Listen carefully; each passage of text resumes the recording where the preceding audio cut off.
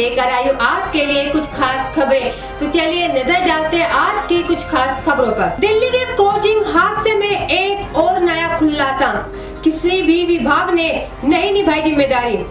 राजेंद्र नगर में कोचिंग हादसे में किस विभाग की लापरवाही है और किसकी नहीं, इसको लेकर जांच की फाइलें अलग अलग विभागों में दौड़ाई जा रही है। हालत ये है कि विभिन्न विभागों के अधिकारी एक दूसरे पर ठीकरा फोड़ने की तैयारी में लगे हैं।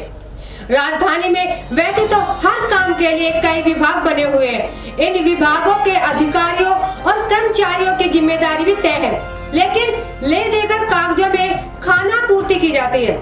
ऐसे में लोगों की जान भी चली जाती है और फिर कार्रवाई के नाम पर कुछ दिनों तक काम होता है और कुछ दिनों तक काम नहीं होता है।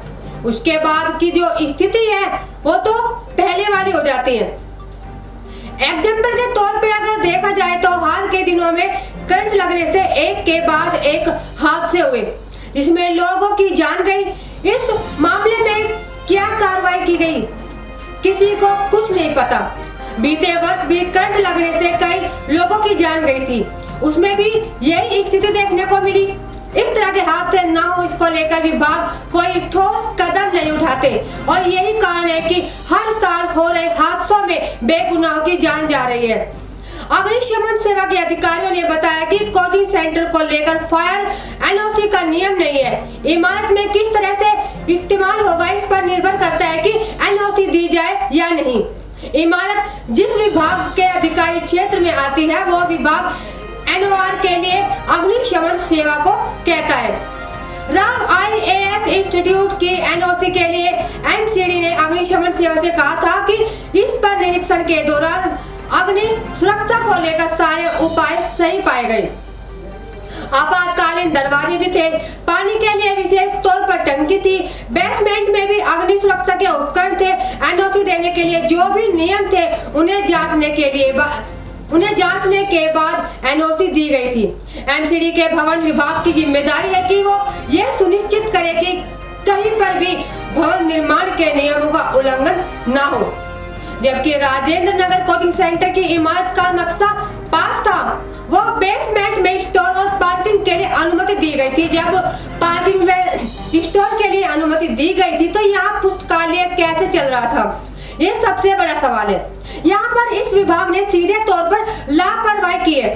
साथ ही एमसीडी ने अग्निशमन सेवा को यह जानकारी नहीं दी कि बेसमेंट पुस्तकालय चल रहा है। जब हादसा हुआ उसके बाद अग्निशमन विभाग ने एनओसी रद्द की। एमसीडी के मेंटेनेंस विभाग की ये जिम्मेदारी है कि वो सड़कों पर अतिक्रमण न होने दे। नालों की सफाई का जिम्मा भी इसी विभाग के पास है। ऐसे में विभाग ने दो कार्यों को, नालों पर अतिक्रमण, दूसरा नालों की सफाई पर लापरवाही।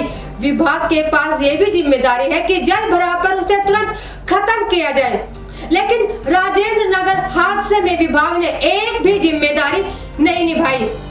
अब जब तक की मौत हो गई है, अब अतिक्रमण पर बुलडोजर चल रहा है। पुलिस के पास कानून व्यवस्था के अलावा अवैध गतिविधियों पर लगाम लगाने और उन पर कार्रवाई करने का भी अधिकार है। राजेंद्र नगर के हादसे वाले कोचिंग सेंटर के पास ही पिंक पुलिस बूथ बना हुआ है।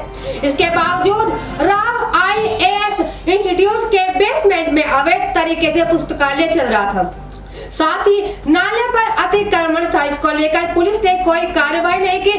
पुलिस चाहती तो वो पुस्तकालय बंद हो चुका होता। राजधानी में जल भराव के कारण करंट लगने से 13 जुलाई को महिला की मौत और 22 जुलाई को छात्र की मौत हुई। इसके बावजूद भी एलजी और दिल्ली सरकार को जल भराव से निपटने का ख्याल ही नहीं आया।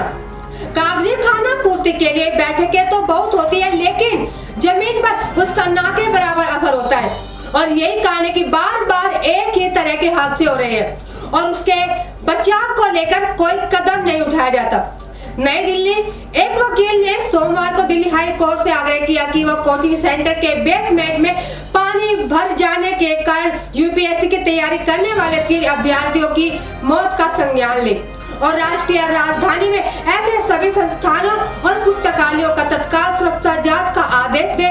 वकील सत्यम सिंह द्वारा हाईकोर्ट के कार्यवाहक मुख्य न्यायाधीश को लिखे पत्र के अनुसार यह घटना उन क्षेत्रों में शैक्षणिक सुविधाओं को नुकसान पहुंचाने वाली लापरवाही के एक बड़े पैटर्न का हिस्सा है, जहां अनगिनत कोचिंग सेंटर दिल्ली नगर निगम के नियमों का घोर उल्लंघन करते हुए चलाए जा रहे थे।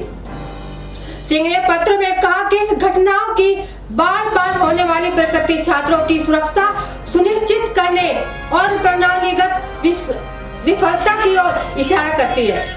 शिक्षा का अधिकार अनुच्छेद 21 के तहत जीवन के अधिकार की कीमत पर नहीं आना चाहिए। आज के लिए बस इतना ही। आगे भी हम आपके लिए लेकर आते रहेंगे कुछ और खास खबरें। तब तक बने रहिए हमारे channel connect Bharat news live TV पर। नमस्कार।